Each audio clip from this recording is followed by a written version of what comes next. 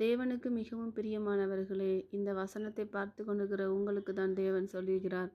ஒருவேளை நீங்கள் கடன் பாரத்தில் தவித்து கொண்டிருக்கலாம். கடனில்லாத வாழ்க்கை இருந்தால் எனக்கு எவ்வளவு நலமாயிருக்கும் என்று சொல்லி நீங்கள் உங்களுக்குள்ளே அங்கலாய்த்து கொண்டிருக்கலாம்.